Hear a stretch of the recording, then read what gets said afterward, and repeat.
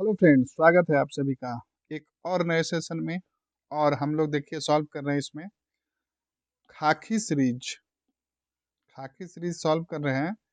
एडुटेरिया का बिहार दरोगा Bihar SI test series solve कर रहे हैं 2025, जो बहुत ही जल्द वैकेंसी आने वाली है। मोर देन 1800 सीट रहने वाली है। तो आप लोग जितने भी दरोगा का एस्पिरेंट हैं बिल्कुल लग जाइए, सारे टेस्ट सीरीज को देखिए, खुद से प्रैक्टिस कीजिए, वीडियो भी देखिए, और जितना प्रीवियस ईयर का क्वेश्चन है पीवाईक्यू का सभी को प्रैक्टिस कीजिए, और साथ में जो आपका टेक्स्ट बुक है उसको भी पढ़िए। तो सारे को आपको लेके बैलेंस करके चलना होगा। टेस्ट सीरीज जितना है वो आपको करवाया जाएगा तो इस चैनल के माध्यम से। देखिए, तो ये खाकी सीरीज का टेस्ट नंबर हम लोग 3 करेंगे इसमें कवर। इससे पहले 2 जो करवाया गया एडिटोरियल की तरफ से ऑलरेडी आप लोग को मिल गया है, बिल्कुल जाकर देखिए। हिंदी इंग्लिश दोनों में रहेगा, और सिर्फ हिंदी में देखना है तो आप जाइए वहाँ पे खान सर का केजीएस का वो भी टेस्ट सीरीज प्लेलिस्ट आपका लिंक मिल जाएगा डिस्क्रिप्शन बॉक्स से, वहाँ से जाकर देख सकते हैं। तो आपका जो भी फेमस फेमस टीचर का टेस्ट सीरीज करवाया जा रहा है, चाहे वो टेरिया का हो चाहे केजीएस का खान सर का हो, सभी आपको मिलेगा। बीपीएससी का एस्पिरेंट है तो बीपीएससी का भी टेस्ट सीरीज आपको मिल जाएगा। तो बिल्कुल चैनल पर नया है तो सब्सक्राइब कर लीजिए, और वीडियो पसंद आता है तो बिल्कुल लाइक करके बताइए, और आपको कुछ और लगता है फीडबैक दीजिएगा आप लोग, ताकि मैं इस चीज़ को और इम्प्रूव कर सकूँ। तो चलिए शुरू करते हैं आज का टेस्ट।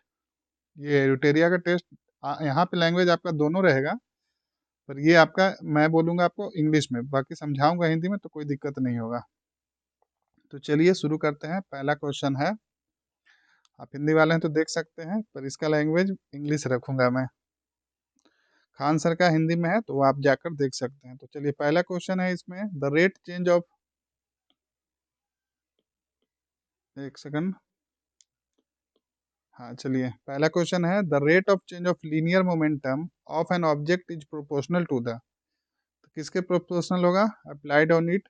तो ध्यान रखिएगा, इसका सही जवाब हो जाएगा आपका फोर्स। नेक्स्ट है क्वेश्चन नंबर 2। देख लीजिए, आपका क्वेश्चन दोनों दिखेगा और लैंग्वेज इंग्लिश रहेगा। Which statement is false? False पूछा है रिगार्डिंग लाइट। लाइट के बारे में कौन सा स्टेटमेंट गलत है? तो देखिए, it's frequency changes at is passes from one medium to another, ये आपका गलत है।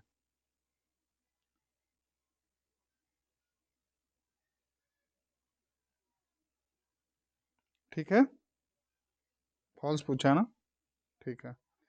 बाकी यहाँ पे सही है। It is an electromagnetic wave, it is undergo dispersion, it forms images and shadows because it travels in a straight line.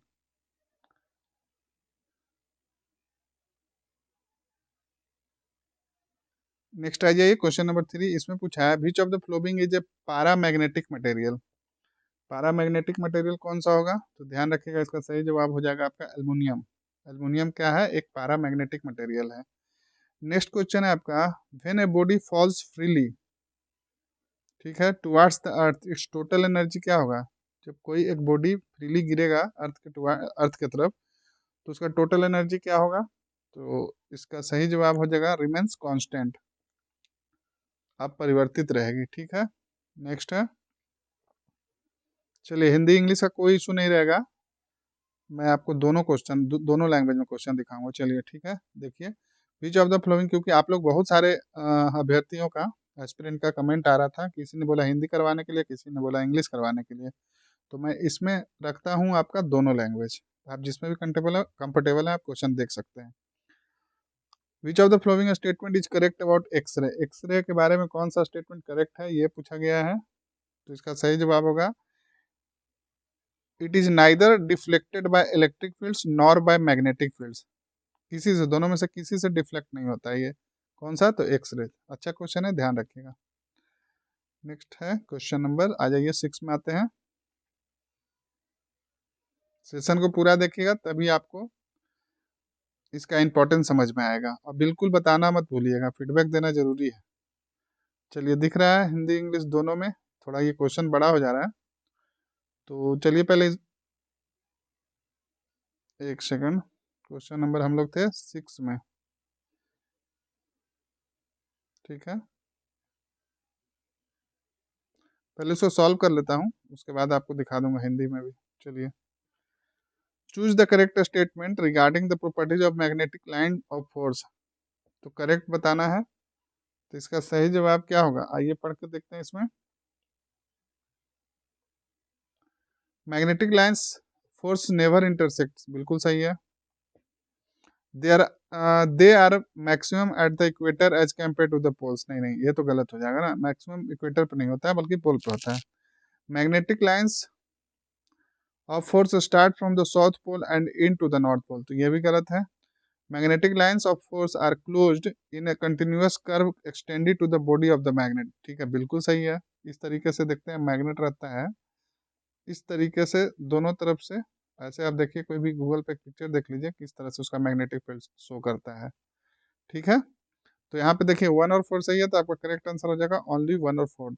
चलिए जो हिंदी वाले हैं वो भी अपना क्वेश्चन देख लीजिए, वीडियो को पॉज करके देख सकते हैं, ये आपका क्वेश्चन है। चलिए ठीक है, आ जाइए अब आगे क्वेश्चन नंबर 7 में।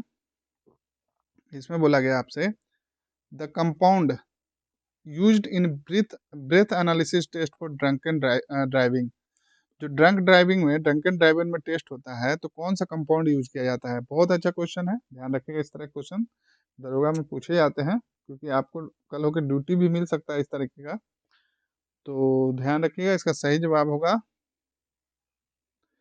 K2Cr2O7। तो आपको अब बताना है कि इसका नाम क्या है, ठीक है। ये आप लोग थोड़ा मेहनत कीजिए, सर्च कीजिए और कमेंट में कीजिएगा, और क्वेश्चन नंबर 7 और उसके बाद ऐसे लिखिएगा। चलिए फिर से एक क्वेश्चन आ गया, काफ़ी बड़ा है ये, पहले इसको सॉल्व कर लेते हैं। क्या बोल रहा है, consider the following statement, assertion reason है, ठीक है कोई दिक्कत नहीं है। क्वेश्चन नंबर 8 है, ध्यान रखिएगा इसको। A mixture of salt and ice gives a temperature below 0 degree Celsius, तो सही हो जाएगा ये। फिर है salt increases the freezing point of the ice, नहीं नहीं ये तो गलत हो जाएगा ना, सॉल्ट कैसे कर सकते हैं। तो आंसर हो जाएगा आपका A is correct but R is wrong, ध्यान रखिएगा इसको। देख लीजिए आप लोग क्वेश्चन, हिंदी मीडियम वालों, चलिए पॉज करके देख सकते हैं, आंसर बता दियो, आप लोग सॉल्व कर लीजिए अपने अनुसार। नेक्स्ट है, और खान सर का पूरा टेस्ट हिंदी में है, तो जो भी हिंदी का है वो बिल्कुल जाकर देखिए। अच्छा इंग्लिश वाले भी देख सकते हैं, कोई इशू नहीं है, जहाँ पे हिंदी टफ वर्ड है मैंने इंग्लिश में बता दिया है, तो आप चाहे किसी भी लैंग्वेज में आपको वो कोई ऐसा कठिनाई नहीं होगी कि हिंदी में है या इंग्लिश में है। चलिए नेक्स्ट क्वेश्चन देख लीजिए,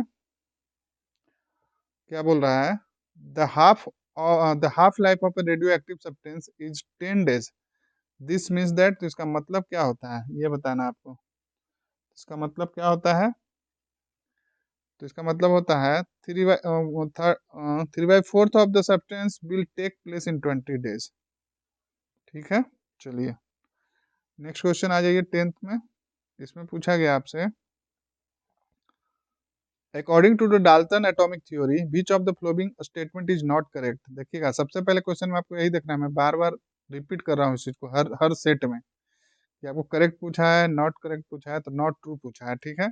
डाल्टन एटॉमिक थ्योरी के बारे में, और देखिए जो भी टॉपिक आएगा आपका होमवर्क यही है, जैसे देखिए यहाँ पे डाल्टन एटॉमिक थ्योरी है, क्वेश्चन तो सॉल्व कर लीजिएगा यहाँ पे, लेकिन ये टेस्ट कंप्लीट होने के बाद आप जाइएगा और देखिएगा जो जो क्वेश्चन बताऊंगा मैं इस तरह का, कि हाँ तो अलग से पढ़ लेना है कि डाल्टन थ्योरी क्या होता है, क्योंकि अगर क्वेश्चन कुछ अलग से फ्रेम किया तो आप उसको पूरा कंसेप्ट आपका क्लियर रहेगा। तो चलिए कौन सा करेक्ट नहीं है, विच इज नॉट ट्रू देखना है ये, तो नॉट ट्रू कौन सा हो जाएगा, ये हो जाएगा atom of all substance are similar in all respect, नहीं ये तो गलत ही है ना। तो बाकी स्टेटमेंट सही दिए गए हैं, तो आइए डाल्टन थ्योरी के बारे में, एटॉमिक थ्योरी के बारे में देख लेते हैं क्या है। एटम्स आर इंडिस्ट्रक्टिबल, ठीक है। The smallest particle that takes part in chemical reaction is an atom, बिल्कुल सही है दोनों। Substance are made up of atom, ये तो बचपन से पढ़ते आए हम लोग, चलिए ठीक है। नेक्स्ट क्वेश्चन है आपका, विच of the following statement is correct about bases, base acid base, तो बेस में क्या सही है, क्या होता है, ये 100% क्वेश्चन आता है लिटमस पेपर वाला, ध्यान रखिएगा। तो इसका सही जवाब होगा it is sour and turns blue litmus to red. Next है क्वेश्चन नंबर 12, आप लोग देख लीजिए पॉज करके, अब मैं बताता हूँ इसका सॉल्यूशन। चलिए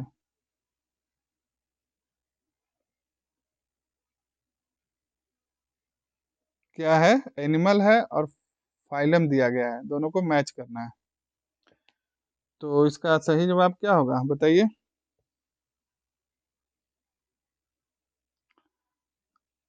एस्कारिज, इसका हो जाएगा नेमाटोडा। फिर हो जाएगा मलेरिया पैरासाइट का हो जाएगा प्रोटोजोआ। और हाउस फ्लाई का हो जाएगा एंथ्रोपोडा। अब बच गया काउ, तो ये होगा मैमेलिया। तो आंसर देखिए डी का वन दो में है, ए का थ्री, ए का थ्री भी दोनों दो में है, बी का फोर कहाँ है, यहाँ। तो आंसर हो जाएगा आपका ए। ठीक है, चलिए नेक्स्ट आइए क्वेश्चन नंबर 13 में।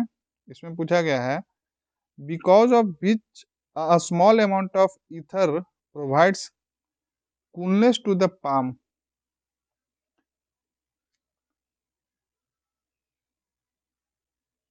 हथेली पे, इसमें अगर नहीं समझ में आया तो यहाँ पढ़ सकते हैं आप लोग।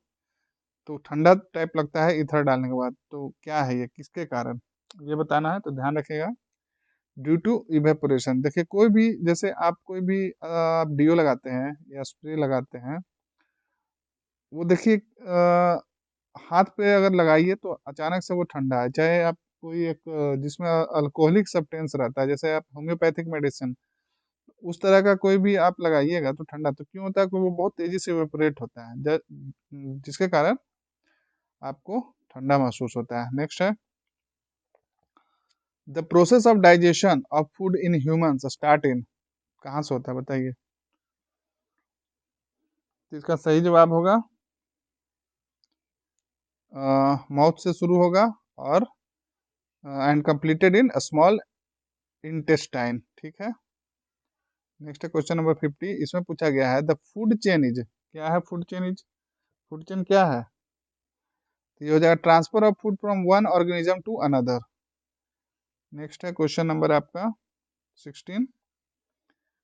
ठीक है, दिख रहा होगा आप लोग को अच्छे से। चलिए, कोई लैंग्वेज इशू नहीं है, आगे बढ़ते हैं। अब है 16 आपका, Marsilea ferns and horse tails are example of which of the following plant group. तीन प्लांट दिया गया है, पूछा है किस प्लांट ग्रुप का है। तो ये आपका हो जाएगा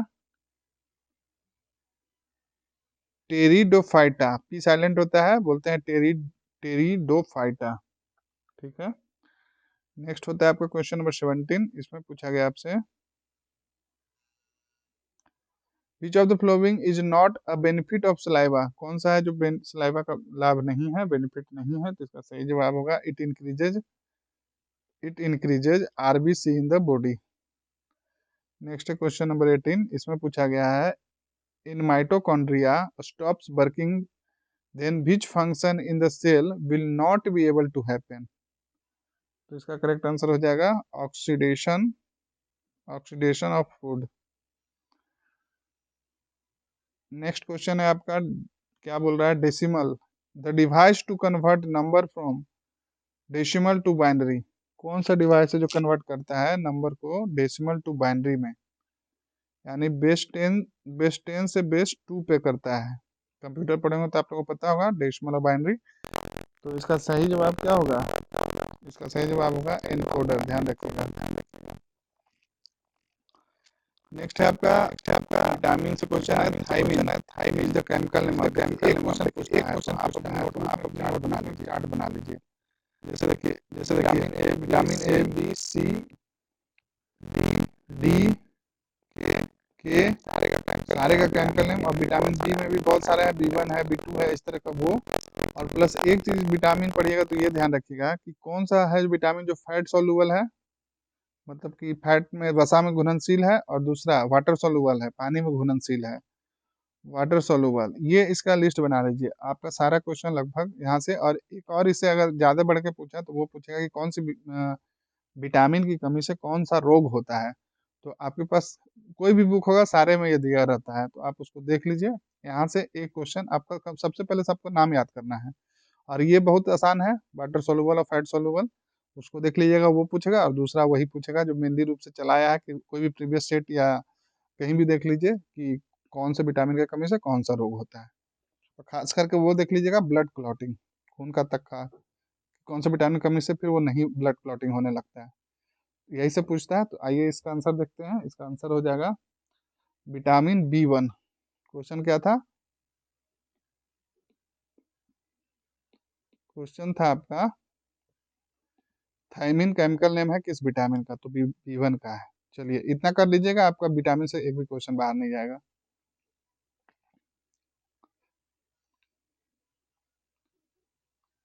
नेक्स्ट क्वेश्चन है आपका, where is the world largest Buddhist temple located? ठीक है, क्वेश्चन समझ गए, कहाँ है? ध्यान रखिएगा, इंडोनेशिया में है। आप लोग के लिए होमवर्क है कि इस टेम्पल का नाम बताइए। ठीक है, गूगल कीजिएगा, आसानी से याद हो जाएगा आपको। नेक्स्ट है the Punic wars were fought between, Punic war किसके मध्य लड़ा गया था, किसके बीच लड़ा गया था? इसका सही जवाब होगा Rome and Carthage, Rome and Carthage. Next है, एक बार देख लीजिएगा थोड़ा सा, अगर चाहते हैं एक बार एटलीस्ट गूगल सर्च कर लीजिएगा प्यूनिक वार क्या है, और नहीं तो कुछ कुछ ऐसे जो भी टॉपिक है उसका ना छोटा क्लिप देख लीजिए 2 से 5 मिनट का, तो आपको बहुत अच्छे से आइडिया हो जाएगा, आपको यूट्यूब पे आसानी से मिल जाएगा। चलिए नेक्स्ट है क्वेश्चन नंबर 23। इसमें पूछा गया आपसे, evidence of ash has been found from which of the following palaeolithic site? कौन सा पैलियोलिथिक साइट से मिला एविडेंस ऑफ एस? राख के साक्ष्य। तो इसका सही जवाब होगा कुरनूल केव से। Next question number 24। इसमें आपसे पूछा गया है, one on the banks of which river is the Harappa site situated? Harappa site किस रिवर पे है, बताइए। आसान क्वेश्चन है, रावी। दो साइट है हड़प्पा रावी रिवर पे, तो एक तो हड़प्पा हो गया, दूसरा कौन है ये आपको बताना पड़ेगा, क्योंकि दोनों में से कोई भी पूछ सकता है।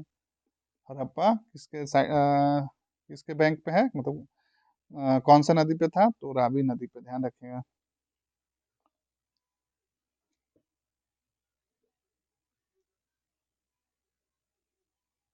चलिए इसमें ये बताइए कि एक और इस नदी पे कौन सा है, अपने मोहनजोदड़ो, मोहनजोदड़ो वो किस नदी पे है? चलिए बस इतना, आपको थोड़ा छोटा छोटा होमवर्क मिलते जाएगा हर टेस्ट में, उसको करते जाइएगा। नेक्स्ट देख लीजिए,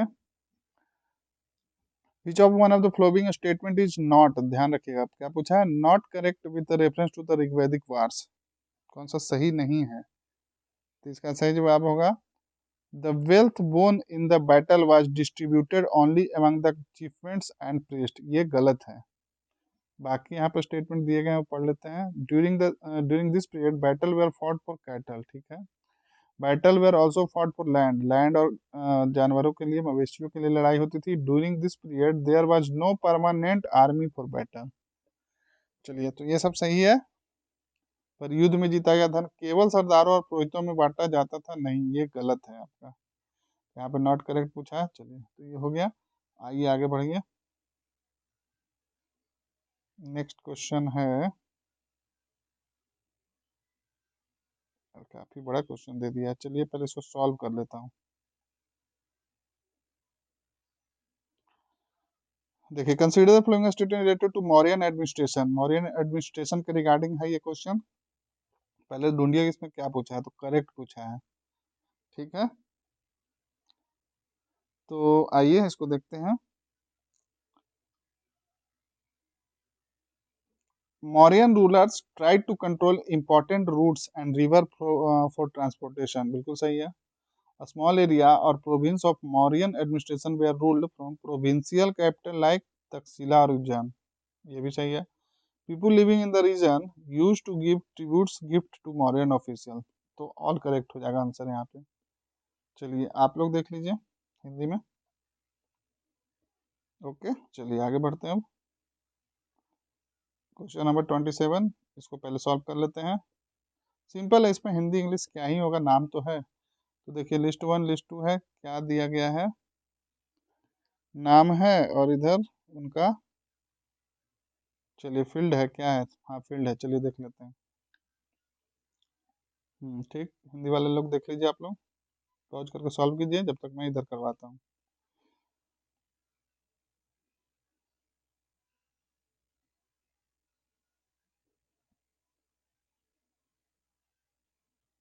विशाख दत्त, ड्रामा हो जाएगा। बराह बराह मिहिरा, इनका हो जाएगा एस्ट्रोनॉमी। और आपका हो जाएगा चर्क का हो जाएगा मेडिसिन, आपको पता होगा। और ब्रह्मगुप्त ये हो जाएंगे मैथमेटिशियन। तो आंसर हो जाएगा आपका, देखिए, सी का वन मेडिसिन, ये तो हर किसी को पता रहता है, तो सी का वन एक ही ऑप्शन में है, तो आंसर हो जाएगा आपका ए। नेक्स्ट, सबसे पहले वही ढूंढिए कि एक ऑप्शन किसका है। इस तरह का क्वेश्चन को सॉल्व करने में बहुत आसानी होगी। नेक्स्ट है आपका क्वेश्चन नंबर 28। इसमें पूछा गया है आपसे दिल्ली सल्तनत के बारे में। चलिए देख लेते हैं क्वेश्चन क्या है। For what purpose were garrison towns built under the Delhi sultanate, garrison शहर किस लिए निर्माण कराया गया था, ये पूछा गया है। तो इसका सही जवाब होगा strong fortified close cities built to house troops, सैनिकों की टुकड़ियों के रहने के लिए बने मजबूत किले का बंद शहर, उसको क्या बोलते थे, गैरिसन टाउन। ध्यान रखिएगा, अच्छा क्वेश्चन है। चलिए आगे बढ़ते हैं। औरंगजेब के किस विच one of the which son of Aurangzeb revolted against him in which he got the support of Marathas and the सल्तनत ऑफ डेक्कन, इसका सही जवाब हो जाएगा अकबर। क्या है क्वेश्चन, औरंगजेब के किस पुत्र ने उसके विरुद्ध विद्रोह किया जिसमें उससे मराठों और दक्कनों की सल्तनत का सहयोग मिला। तो ध्यान रखिएगा, इसका सही जवाब होगा अकबर। अच्छा क्वेश्चन है ये। नेक्स्ट है आपका, हु वाज द जज हु सेंटेंस गांधी जी इन 1992, सजा सुनाने वाला जज कौन था। तो इसका सही जवाब होगा justice C N Broomfield. Next question है question number 31। Which one of the following Sikh gurus founded the Khalsa sect, important question. Khalsa sect का शुरुआत किन्होंने किया था। तो इसका सही जवाब हो जाएगा आपका गुरु गोविंद सिंह। नेक्स्ट है क्वेश्चन नंबर 32। इसमें पूछा गया आपसे the upper caste are responsible for the disability of Harijan, the upper caste are responsible for the disability of Harijan whose statement is this, सही जवाब होगा आपका H.J. खांडेकर।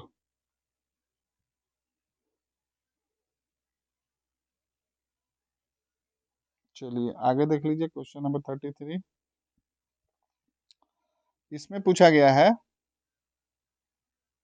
ठीक है, which one of the following statement about Raja Ram Mohan Roy is false, false statement पूछा गया है।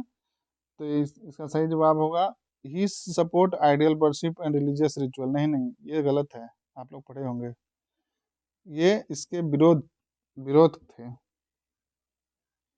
समर्थन नहीं करते थे बल्कि विरोध करते थे। बाकी स्टेटमेंट सही है, देख लेते हैं। Raja Ram Mohan Roy was well versed in Hindi Sanskrit, मतलब मल्टीपल लैंग्वेज उनको आता था, ठीक है। फिर है he presented Bengali translation of Vedas and Upanishad, उन्होंने बंगाली और उपनिषद को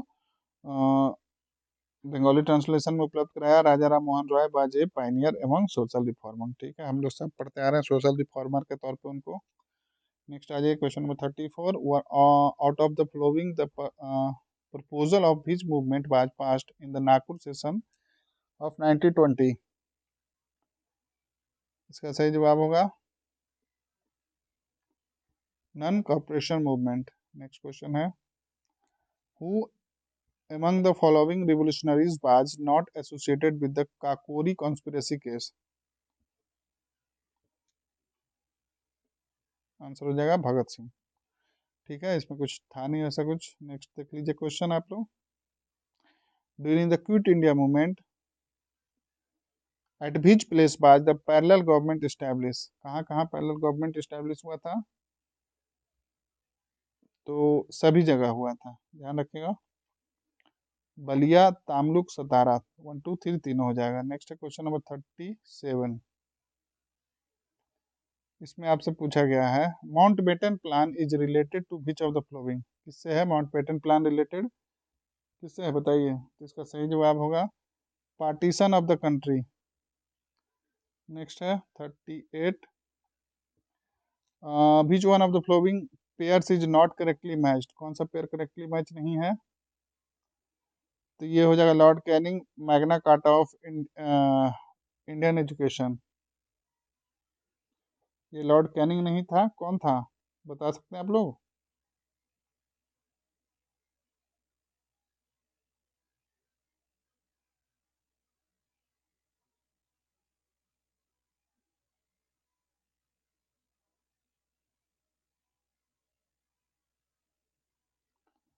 मैग्ना कार्टा किसको बोलते थे? जो वुड डिस्पैच आया था, वुड डिस्पैच, उसको बोलते थे Magna carta of India education. तो ये आपका नॉट करेक्ट बोला तो आंसर हो जाएगा। बाकी देख लेते हैं ये जो सही स्टेटमेंट है, Lord Lord north regulating act of 1773, Pradhan England के प्रधानमंत्री लॉर्ड नॉर्थ, ठीक है। लॉर्ड कॉर्नवालिस परमानेंट सेटलमेंट, बिल्कुल सही है। लॉर्ड बेंटिक एबोलिशन ऑफ सती प्रथा, ये सही है। चलिए आगे देख लेते हैं क्वेश्चन नंबर 39। इसमें पूछा गया आपसे, the term sovereign used in the preamble means, sovereign का मतलब क्या होता है ये बताना है आपको। ये होता है system where India is completely independent from from any internal और एक्सटर्नल पावर, ठीक है। आ जाइए 40 नंबर, which one of the following option is the most accurate description of fundamental right, कौन सा हो जाएगा? इसका सही जवाब होगा all rights granted and protected by the constitution. Next है 41 नंबर, which one of the following is related to the union budget, कौन सा यूनियन बजट से रिलेटेड है? तो इसका सही जवाब होगा कट मोशन। नेक्स्ट है क्वेश्चन नंबर 42, देख लीजिए आप लोग क्वेश्चन। चलिए अब इसको सॉल्व करते हैं हम लोग। 42 क्या बोल रहा है, consider the following pair, schedule है और प्रोविजन है। तो क्या है फोर्थ शेड्यूल में, क्या है? करेक्टली मैच पूछा है, ठीक है। फोर्थ शेड्यूल में relating to the allocation of seats in Rajya Sabha to state union territory, बिल्कुल ये सही हो जाएगा। Six schedule relating to the administration and control of schedule area, I think ये गलत है। नेक्स्ट है tenth schedule relating to disqualification of member of parliament, ये भी सही है। और तो आंसर हो जाएगा 1-3।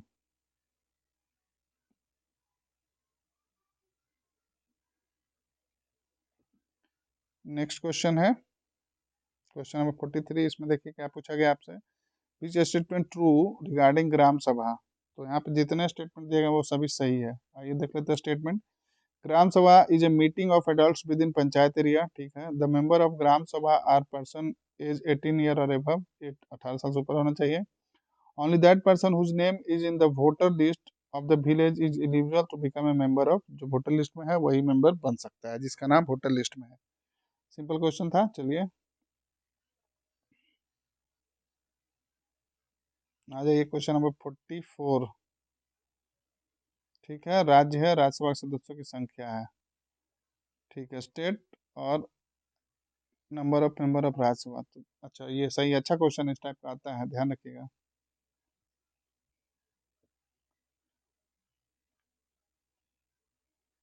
तो गुजरात में कितना है?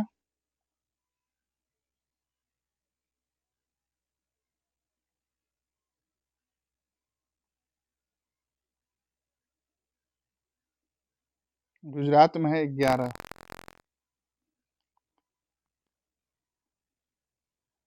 कर्नाटका में है 12, बिहार में है 16, उड़ीसा में है 10। 10 आंसर हो जाएगा, आंसर हो जाएगा डी का 4, डी का 4, बी का 4, बी का 1, बी का 1, बी का सॉरी सी का, सॉरी सी का 1, सी का 1 मिल गया आंसर आपका, ये हो जाएगा, ठीक है। देख लीजिए सिंपल क्वेश्चन है, इसमें हिंदी इंग्लिश वाली कोई बात नहीं है। नेक्स्ट क्वेश्चन आपका 45 नंबर, इसमें पूछा गया who among the following is the chairperson of the inter state council, inter state council के चेयरपर्सन कौन होते हैं? तो इसका सही जवाब होगा प्राइम मिनिस्टर। नेक्स्ट है आपका, the Indian parliament can also make a law on the any subject in the state list if, कब स्टेट लिस्ट में जो सब्जेक्ट है उस पर कब इंडियन पार्लियामेंट लॉ बनाएगी, ये बताना अच्छा क्वेश्चन है, ध्यान रखिएगा। More than one of the above हो जाएगा, यानी कि to give effect of the international agreement, ठीक है। ये तो करता है केंद्र सरकार, with the constant consent of the concern state, अगर कोई काम ऐसा रहे जो आप स्टेट अपना कंसेंट दे वो भी हो सकता है। When president rule in the force, तीनों स्टेटमेंट आपका ऊपर वाला सही है। चलिए 47 में आते हैं। Which one of the following is included in the power of Rajya Sabha? Rajya Sabha का कौन सा पावर है? तो देखिए, consider the passes ordinary bills and proposes the amendment to the money bill, बिल्कुल सही है। पासेस कॉन्स्टिट्यूशनल अमेंडमेंट, ये भी सही है। Participate in the election of the Rajya Sabha president and vice president, तो ये भी सही है। तो आंसर हो जाएगा आपका all of the above. Next question है 48। इसमें पूछा गया आपसे, विच of the following statement regarding the chief minister of state is not correct? Not correct में हो जाएगा आपका, the chief minister is the head of the executive of the state. नहीं नहीं, ये तो लेजिस्लेटिव हेड होता है ना, एग्जीक्यूटिव का तो ये होता है ना। कौन होते हैं बताइए? गवर्नर होते हैं, ध्यान रखिएगा। नेक्स्ट है आपका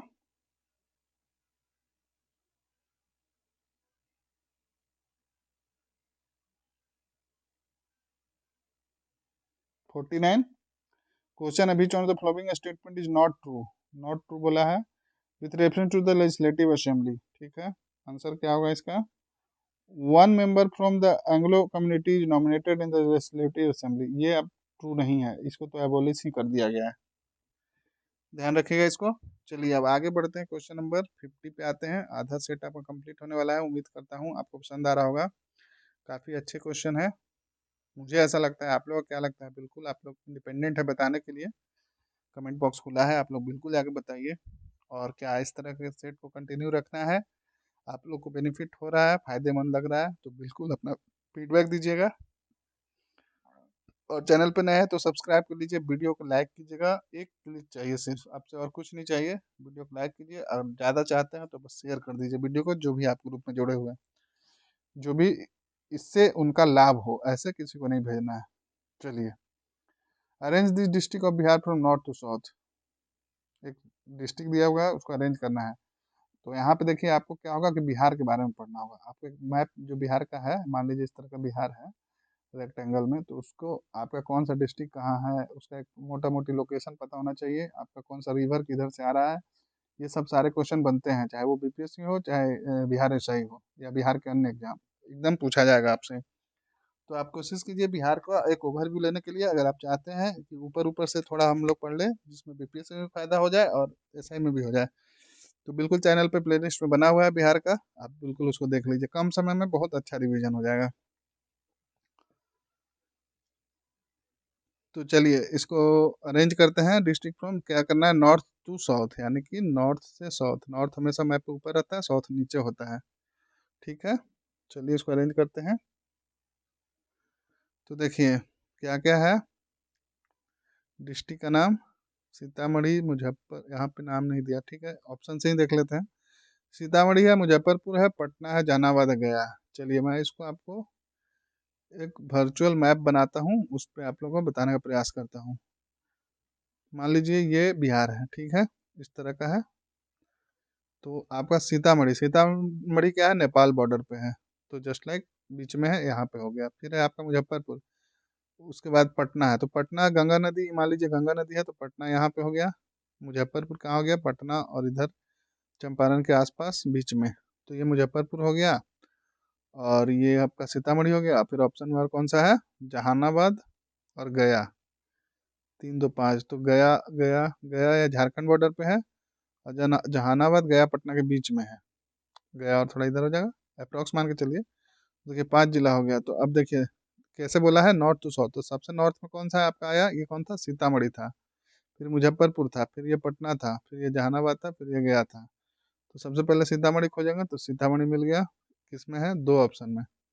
फिर मुजफ्फरपुर, चलिए यहाँ मिल गया। फिर मुजफ्फरपुर के बाद पटना, पटना किसमें है? तो इसमें। यह है जहानाबाद, तो ये गलत हो गया सारा, सीतामढ़ी में पटना से, यहाँ पटना भी है। गया, चलिए यहाँ तक सही था। इसमें देखिए जहानाबाद लास्ट में आ गया, जहानाबाद लास्ट में नहीं है, जहानाबाद बीच में है, जहानाबाद इसमें लास्ट में है, फिर गया। तो आपका आंसर डी सही हो जाएगा। तो इस तरह का क्वेश्चन सॉल्व करना बहुत आसान है। एक बार आप मैप पे पढ़ लीजिएगा, तो बिल्कुल आपको मैप पे पढ़ाया गया है, प्ले लिस्ट वहाँ पे दिया गया सेक्शन में जाइए बिहार का, खास करके मैप का प्रैक्टिस कर लीजिए, रिवर का कर लीजिए, और थोड़ा सा ये देख लीजिएगा कि कौन सा जिला जैसे नेपाल से कौन कौन सा ये करता है, कौन कौन सा डिस्ट्रिक्ट नेपाल से बॉर्डर शेयर करता है। इधर बंगाल से कौन, इधर नेपाल हो गया, इधर बंगाल हो गया, इधर झारखंड हो गया, इधर यूपी हो गया। तो सराउंडिंग जो बॉर्डर एरिया है उसके बारे में आप लोग देख लीजिएगा। चलिए आगे बढ़ते हैं अब। वेयर इज द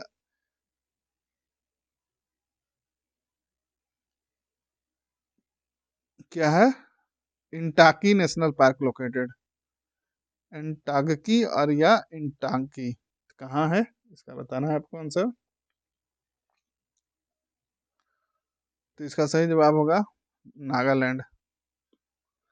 नेक्स्ट है भारत में वन स्थिति 1952 का संशोधन कब किया गया था। तो देखिए क्वेश्चन पूछा है और मैं बताऊंगा इस पे कैसे पूछ सकता है। तो इसका सही जवाब होगा when was the forest policy 1952 it is amended in India.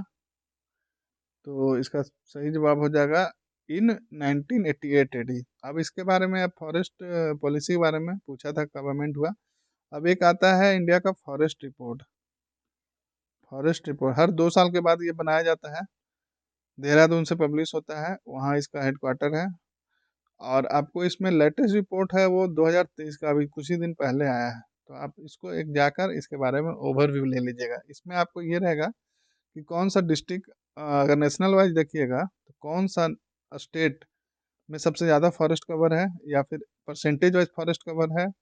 और फिर इसी तरह बिहार का कि कौन से जिले में, कौन से डिस्ट्रिक्ट में सबसे ज़्यादा फॉरेस्ट है, और परसेंटेज वाइज एरिया के अकॉर्डिंग परसेंटेज वाइज किस में है। तो ऐसे 4-5 तरह के प्रश्न बनते हैं, वही आपसे पूछा था। तो आप नेशनल लेवल पे भी देख लीजिएगा और स्टेट लेवल पे भी देख लीजिएगा, आसानी से मिल जाएगा, गूगल कीजिए, कहीं से भी देख लीजिए। चलिए नेक्स्ट क्वेश्चन है 53। According to the 2011 census which is the state with the lowest population density in India. तो सेंसस, सेंसस का क्वेश्चन 100% आएगा। तो एक फॉरेस्ट रिपोर्ट हो गया, एक सेंसस, इसको आप लोग आज के आज ही पढ़ लीजिएगा। तो देखिए according to the 2011 census which is the state with the lowest population density India. किस स्टेट का लोएस्ट पॉपुलेशन डेंसिटी है। तो इसका सही जवाब हो जाएगा अरुणाचल प्रदेश। न्यूनतम जनसंख्या घनत्व वाला राज्य, ठीक है। चलिए आगे बढ़िए, देख लेते हैं 54। विच one of the following pair of island is separated by 10 degree channel. ये इंडिया हो गया,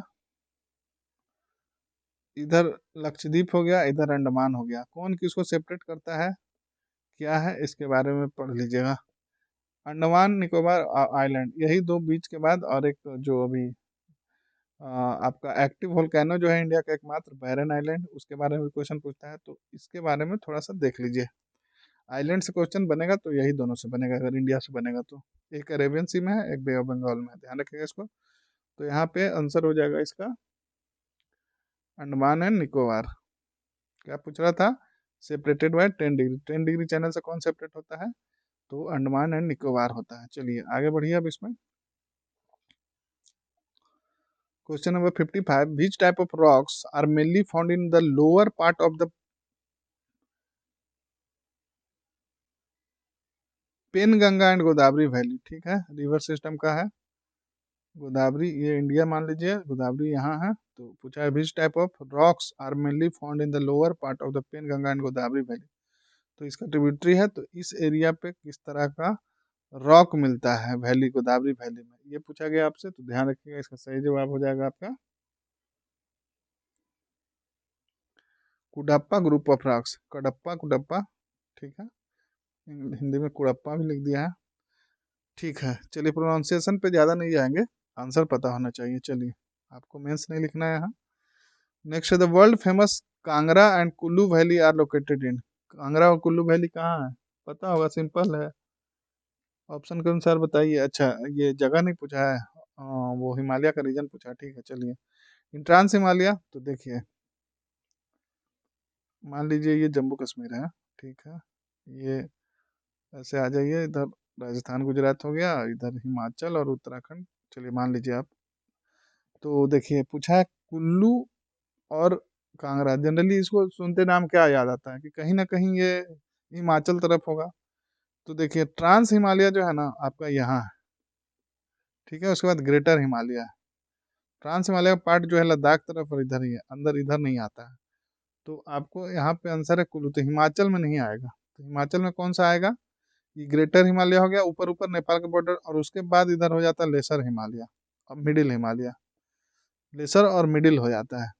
तो आपको पूछा कुल्लू कांगड़ा, तो ये हो जाएगा आपका हिमाचल इधर है, तो आंसर हो जाएगा इन मिडिल हिमालय और लेसन हिमालय। ठीक है, नेक्स्ट है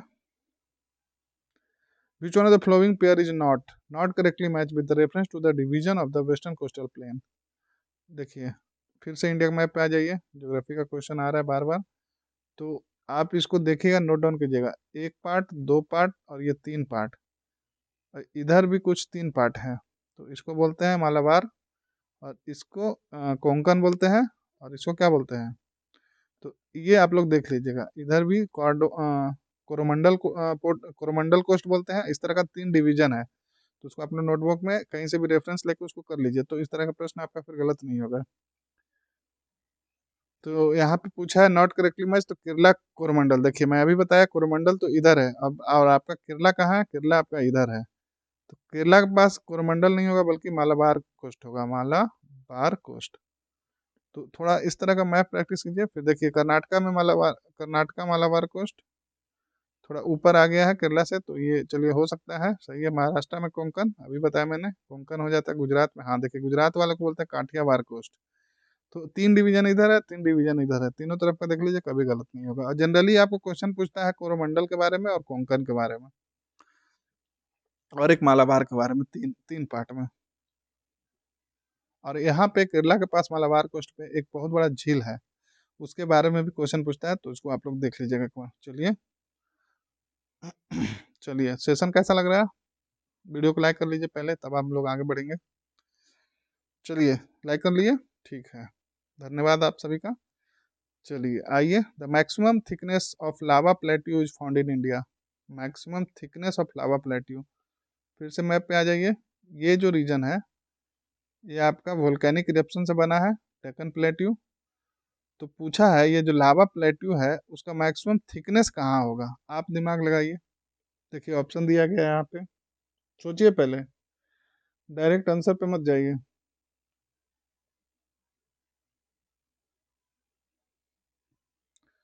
तो देखिए मैक्सिमम जो मालाबार प्लेट्यू बोलते हैं वो कहाँ, तेलंगाना में आएगा नहीं, आंध्रा में आएगा नहीं, क्योंकि ये तो इधर हो जाता है। तो आपका या तो कर्नाटका होगा या महाराष्ट्र। तो देखिएगा थिकनेस पूछा है, ठीक है, कर्नाटका में भी कुछ पार्ट है लेकिन मोटा पूछा है सबसे मैक्सिमम थिकनेस, तो ये हो जाएगा आपका महाराष्ट्र में।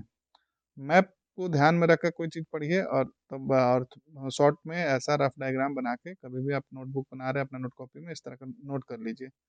अब जैसे वेस्टर्न घाट और ईस्टर्न घाट में हमेशा क्वेश्चन पूछता है, प्लस एक और मैं बताता हूँ आपको, चलिए कहाँ बताऊँ, ये ये जो इंडिया है, तो इस तरह का एक डिवीजन है, ठीक है, इस तरह का।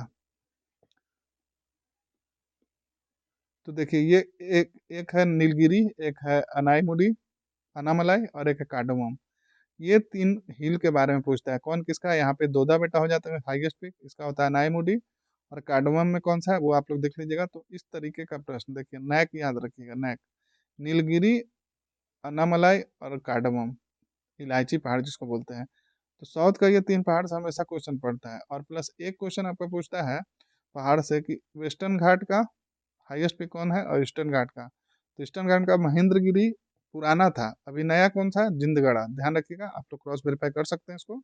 जिंदगढ़ा है, वो 1500 समथिंग कुछ था आपका, ये महेंद्रगिरी, अभी 1600 समथिंग हो गया जिंदगढ़ा। ये बीपीएससी टीआरई में क्वेश्चन पूछ चुका है बिहार के ही एग्जाम में, तो इस बात को ध्यान रखिएगा। आपका मैक्सिमम बुक में आपको महेंद्रगिरी मिलेगा, अगर ऑप्शन में महेंद्रगिरी है तब तो ठीक है, अगर इनमें से कोई नहीं, अगर ऑप्शन में दिया गया या जिंदगढ़ा है तो जिंदगढ़ा होगा, आप लोग एक बार उसको देख लीजिएगा।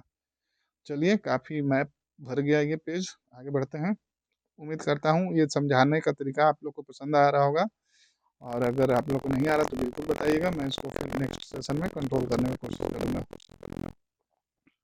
चलिए नेक्स्ट क्वेश्चन क्या है, Kali Sindh, Sipra, Parvati and Banas are the सहायक नदी काली सिंध, पार्वती और बनास। एक का भी अगर आपको ध्यान है तो ये क्वेश्चन बन जाएगा। तो देखिए गोदावरी कृष्णा का तो होगा नहीं, क्योंकि ये साउथ का है, ये सब साउथ में नदी दिखता नहीं है।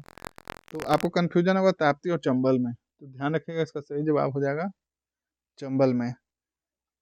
आप एक इंडिया का ब्लैंक मैप लीजिए, और एक बार जो मुख्य मेन रिवर है, इधर इधर आपका जो सिंधु नदी से रिलेटेड हो गया 6 नदी, गंगा का इधर जो हो गया, और इधर चंबल, और 3 नदी साउथ का। ये सारे का मैप पे ट्रिब्यूटरी यानी कि सहायक नदी बना लीजिए और मेन नदी को बना लीजिए, और कौन किधर फ्लो कर रहा है वो डायरेक्शन दे दीजिएगा।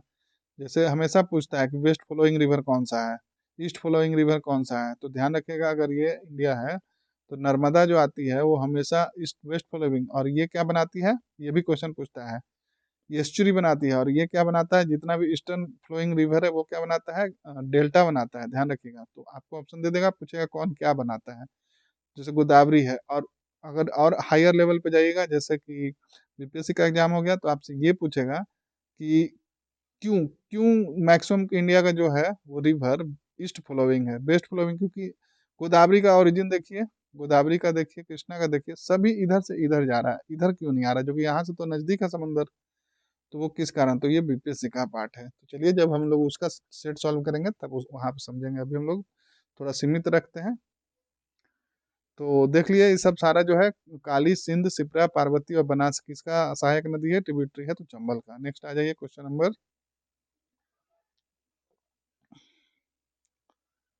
60। क्या पूछा गया है इसमें, विच of the following is the highest waterfall in India, पूछता है बहुत बार, देख लीजिएगा। वर्ल्ड का, और किस जलप्रपात पे है, किस नदी पे है, ये भी पूछता है। तो इसका सही जवाब हो जाएगा आपका कुंचिकल फॉल। और ये कहाँ है, ध्यान रखिएगा, ये कर्नाटका में है, कर्नाटका, ठीक है। कौन से जिले में, तो सीमोगा, सीमोगा जिले में। इसकी ऊंचाई कितना है, लगभग 455 मीटर, ध्यान रखिएगा। और ये किस नदी पे है, सबसे इंपॉर्टेंट, तो ये वा वाराही, ये वाला फॉल वाराही नदी, वाराही रिवर, ध्यान रखिएगा उस पे है ये।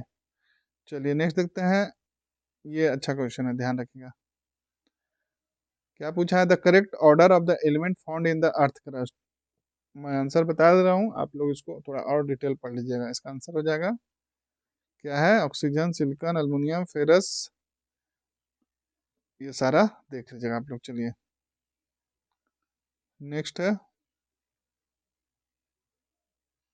Question number 62। ठीक है, थोड़ा क्लियर कर देता हूँ।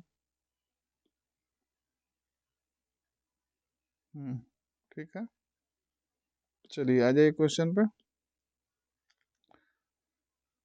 पूछा गया आपसे, विच of the flowing countries is situated on the equator. ये अर्थ हो गया, ये इक्वेटर हो गया, ये ट्रॉपिक ऑफ कैंसर हो गया, ये ट्रॉपिक ऑफ कैप्रिकॉन हो गया। पूछा है which of the flowing situated, तो ये इन दिए गए कंट्री में कौन सा इक्वेटर पे है, भूमध्य, क्या बोलते हैं हिंदी में, देखिए क्या है, भूमध्य रेखा पे। चलिए क्या होगा आंसर इसका, सोचिए।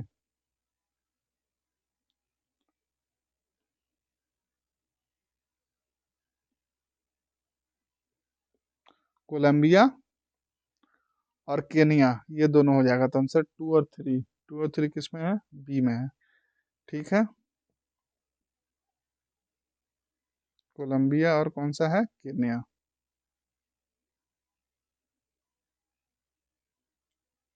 तो देखिए, अब इस पे वर्ल्ड मैप तो समझा पाना मुश्किल है, जस्ट लाइक मानिए ये पूरा इक्वेटर है, ठीक है। तो मैं मोटा मोटी एक लोकेशन बनाता हूँ कि ये ये यहाँ पे आपका कहीं कोलंबिया है, और इस जगह पे कहीं पे आपका केन्या है, ध्यान रखिएगा।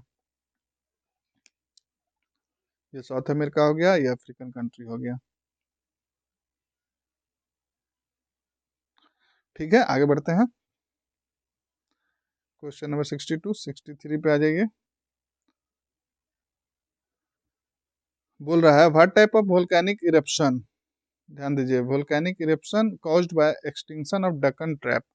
What type of volcanic eruption caused the extinction of Deccan trap, किस प्रकार के ज्वालामुखी द्वार से दक्कन ट्रैप का निर्माण हुआ। अच्छा, निर्माण पूछ रहा है यहाँ पे, तो कॉज द एक्सटिंक्शन ऑफ, ठीक है। निर्माण मतलब पूछ रहा है कौन सा वोल्केनो, जस्ट लाइक वोल्केनो ऐसा होता है, ये लिखा, तो किस टाइप का वोल्केनो इरप्शन से दक्कन ट्रैप का निर्माण हुआ है। चलिए ठीक है, इसका सही जवाब होगा बसाल्टिक लावा फ्लो। जो लावा उससे निकला वो किस टाइप का था? बसाल्टिक था। ठीक है, तो आइए देखते हैं नेक्स्ट क्वेश्चन, क्वेश्चन नंबर 64। इसमें आपसे पूछा गया है Australia is the leading producer of which of the flowing minerals. किसका है? तो इसका सही जवाब होगा आयरन ओर। नेक्स्ट है क्वेश्चन नंबर 65। चलिए देखिए क्या पूछा गया इसमें। In the which of the flowing ecosystem is the biodiversity found is the most. कौन से इकोसिस्टम में सबसे ज्यादा बायोडाइवर्सिटी मिलता है? तो इसका सही जवाब होगा tropical rain forest. Next question है the tax levied on import and export is. तो इसका सही जवाब हो जाएगा none of these. Next question है the physical policy of India is formulated by. तो इसका करेक्ट आंसर हो जाएगा फाइनेंस कमीशन। नेक्स्ट है Narasimham committee one is related to which of the following reforms. इसका करेक्ट आंसर है बैंकिंग स्ट्रक्चर रिफॉर्म। सेबी का मुख्यालय, headquarter of SEBI is located in, तो ये मुंबई में हो जाएगा। Stock and exchange board of India, ध्यान रखिएगा फुल फॉर्म सेबी का। नेक्स्ट है आपका who was the architect of the Indian planning. किसको कहा जाता है? पंडित जवाहरलाल नेहरू जी को।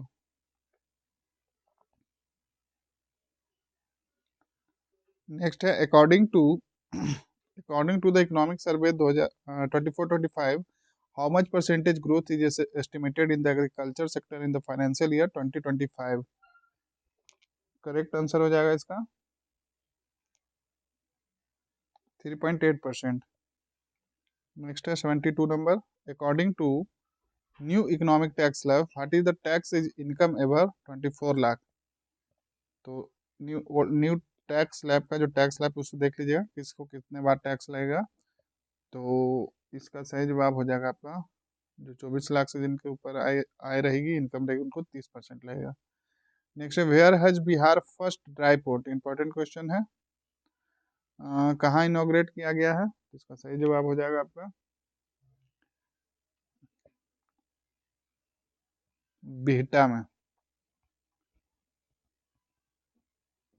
चलिए इस क्वेश्चन में मैं आपको बता देता हूँ नया टैक्स स्लैब्स में देखिए 0 से 4 लाख रहेगा उसको लगेगा 0%, 4 से 8% रहेगा मतलब लाख रहेगा उसको लगेगा 5%, 8 से 12 रहेगा उसको लगेगा 10%, फिर है आपका 12 से 16 इनको लगेगा 15%, 16 से 20 जो रहेंगे उनको लगेगा 20%, और 20 से 24 उनको लगेगा 25%, और एभव 24 प्लस को लगेगा 30%, जो कि क्वेश्चन में पूछा गया आपसे। ये देखिए तो इसको ध्यान में रखिएगा। चलिए आगे देख लेते हैं ड्राई फ्रूट्स कहाँ, बीटा बीटा कहाँ, पटना। ठीक है, और यहाँ से काफ़ी बाहर विदेशों में डायरेक्ट सप्लाई हो रहा है जो भी प्रोडक्शन बिहार में हो रहे हैं। चलिए तो नेक्स्ट है ट्विटर या जो अभी नया नाम एक्स की नई सीईओ यानी कि who has been appointed as the new CEO of Twitter, या फिर एक्स बोलिए, अभी एक्स हो गया है तो एक्स का बताइए। इस तरह के प्रश्न पूछे जाते हैं, ध्यान रखिएगा। जो मेजर सोशल मीडिया हैंडल है उसका क्वेश्चन पूछा जाता है, तो इसका सही जवाब हो जाएगा देखिए दूगो है एक लिंडे है एक लिंडा है, तो ध्यान रखिएगा लिंडा क्या हो जाएगा, Linda Yaccarino, Linda Yaccarino. Next है question number 75 what is operation conviction is related. Operation conviction किससे संबंधित है? ये हो जाएगा आपका सेक्सुअल हरासमेंट से, रिलीजियस कन्वर्जन से, बैन ऑन काउ स्लॉटर से। ये तीनों हो जाएगा, तो आंसर हो जाएगा 1 2 3।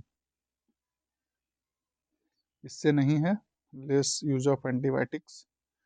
नेक्स्ट क्वेश्चन है आपका, क्वेश्चन 25 में बोला है where was the India and Oman joint naval exercise Naseem Al Bahr, कहाँ हुआ है ये पूछा गया है।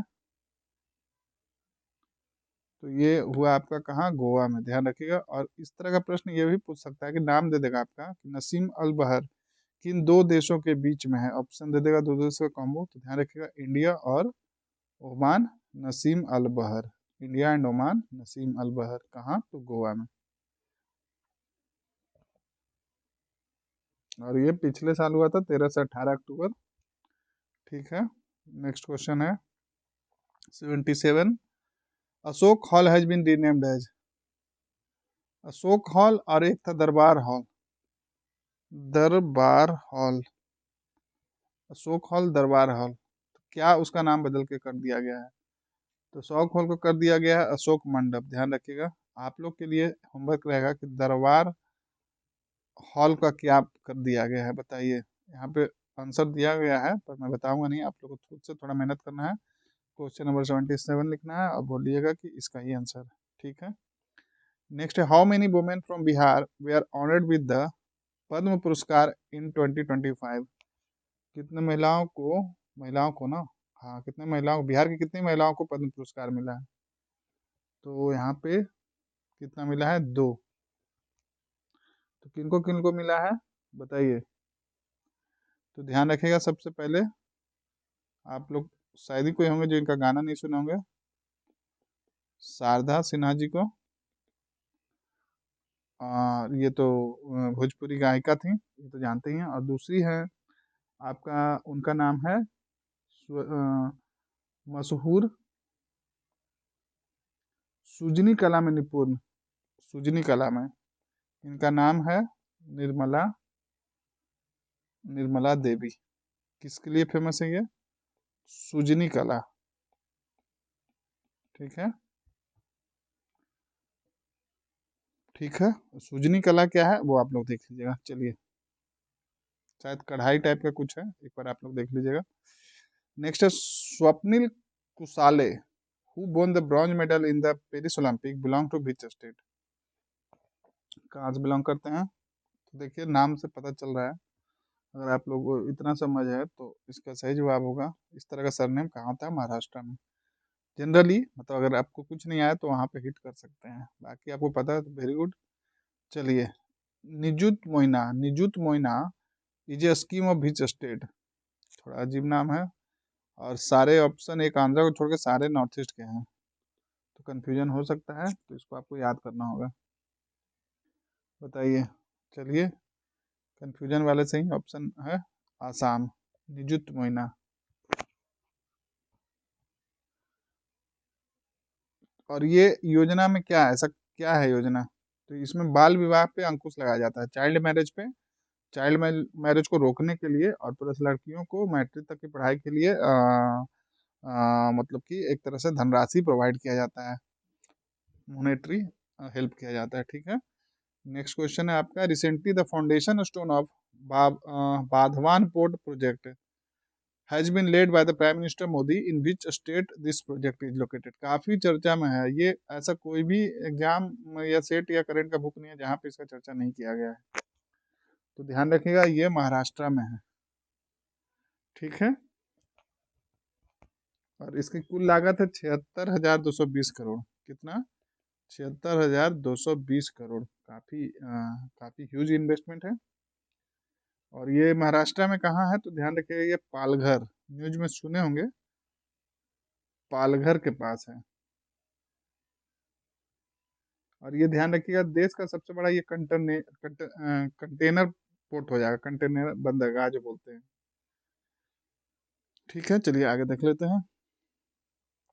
Recently report was released by CIPRI on the status of nuclear weapon around the world. In this report, how many countries are nuclear capable? तो nuclear capable country कितना है ये बताना अच्छा क्वेश्चन है। तो ध्यान रखिएगा, कुल 9 है, 9 देशों के पास न्यूक्लियर पावर, मतलब 9 देश न्यूक्लियर पावर है, ध्यान रखिएगा। तो इसमें कौन कौन सा है ये आप लोग एक बार सुन लीजिए, कौन कौन सा है न्यूक्लियर पावर कंट्री।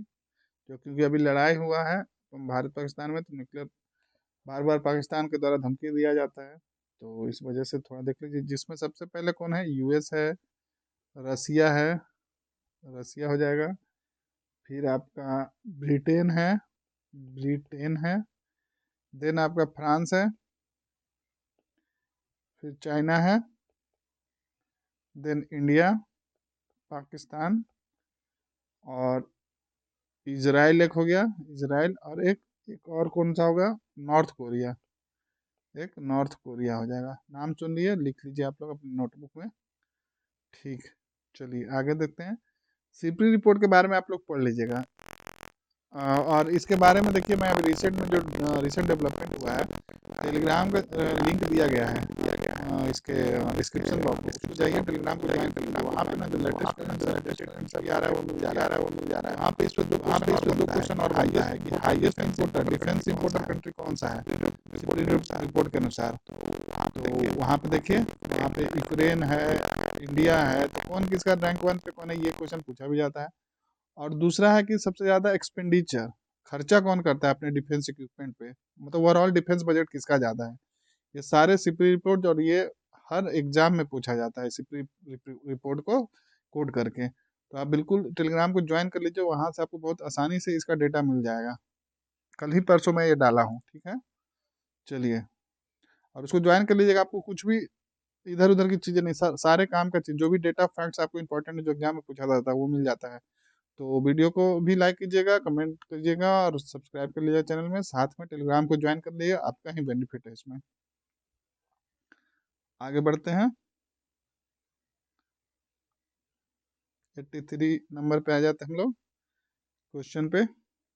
क्या है क्वेश्चन, देखिए पढ़िए जब तक आप लोग। Which statement is true with the reference to the prime minister Jayanti Unnat Gram Abhiyan. This scheme will benefit 5 crore people of the tribal community. बिल्कुल सही है। It aims to cover 63,000 tribal villages. ये भी सही है, तो आंसर हो जाएगा, क्या पूछा था, ट्रू पूछा है ना, हाँ तो ठीक है, 1 2 दोनों ट्रू हो जाएगा। ठीक है, अब देखिए 84 से मैथ है, इसको मैं सॉल्व नहीं कराऊंगा, आपको आंसर बताऊंगा, आपको खुद से सॉल्व करना होगा, क्योंकि टाइम बहुत बड़ा लंबा चल जाता है सेशन का फिर। तो इसका सही जवाब हो जाएगा, देखिए 84 है तो इसका बी हो जाएगा। इसमें क्या है, त्रिभुजों की संख्या ज्ञात करना है, ये आप लोग कर लीजिएगा, कोई इसमें बहुत बड़ा बात नहीं है। तो इसका सही जवाब होगा 13।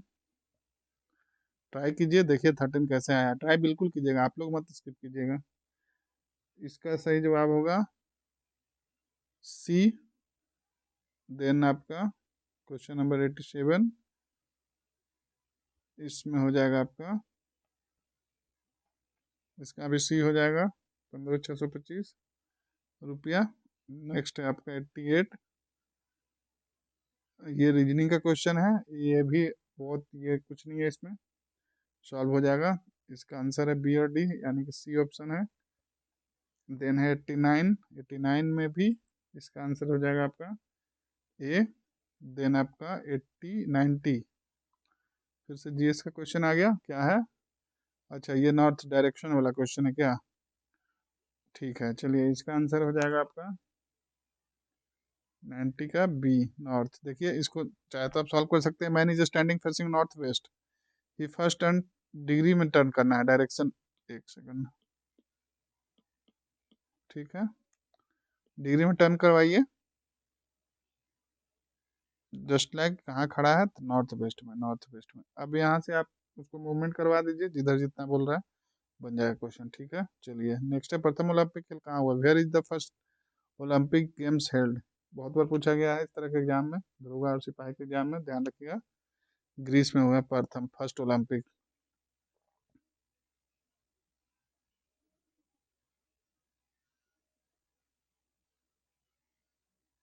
नेक्स्ट है आपका 92, ध्यान से दीजिए, कुछ क्वेश्चन बचे हैं और। Subroto cup is related to which of the following sport. ये सही जवाब होगा आपका फुटबॉल। नेक्स्ट क्वेश्चन है, what is the official currency of Germany. Germany का करेंसी क्या है, तो ये हो जाएगा यूरो। नेक्स्ट है, waterman of India, who was the following is called waterman of India? इनको हम लोग जानते हैं वाटरमैन ऑफ इंडिया से, तो ये हो जाएंगे राजेंद्र सिंह।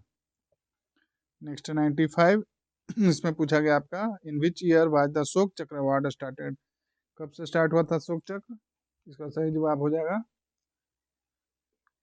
1952 से, 1952 से। Find the wrongly spelled word, English का क्वेश्चन है, तो इसका सही जवाब होगा सी।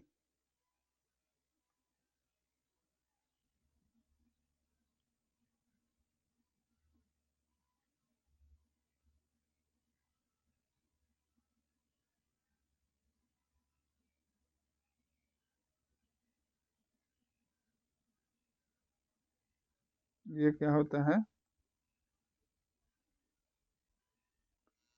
इसका सही क्या होगा? तो GAIETY, GAIETY होता है, GAIETY। ठीक है, चलिए नेक्स्ट है आपका, तू डाल डाल में पात पात का अर्थ है? तो इसका सही जवाब होगा चालाकी का जवाब चालाकी से देना। नेक्स्ट क्वेश्चन है आपका, सब्यसाची किसका पर्यायवाची शब्द है? सब्यसाची किसका पर्यायवाची शब्द है? वाह, क्या राइमिंग हो गया है। चलिए ठीक है, इसका सही जवाब होगा अर्जुन का। नेक्स्ट आपका 99, महर्षि का संधि विग्रह। एक दो क्वेश्चन रहेंगे आपके हिंदी इंग्लिश से भी, ध्यान रखिएगा। तो इसका सही जवाब हो जाएगा महा प्लस ऋषि। नेक्स्ट है आपका लास्ट क्वेश्चन इस सेशन का, तो इसका सही जवाब होगा, क्या है क्वेश्चन पढ़ लेते हैं पहले। From the following prefixes given below by adding which one of the ability a new word can be formed? तो इसका करेक्ट आंसर हो जाएगा इन। ठीक है, तो इस प्रकार एडुटेरिया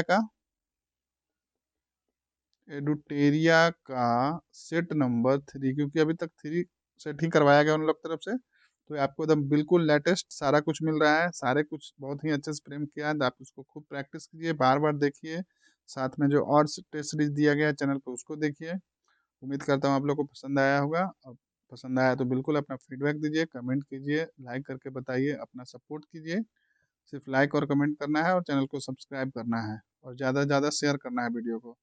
चलिए नेक्स्ट सेशन में हम लोग मिलते हैं, जब तक बाकी जो दिए गए हैं सेट उससे भी आप लोग प्रैक्टिस कीजिए।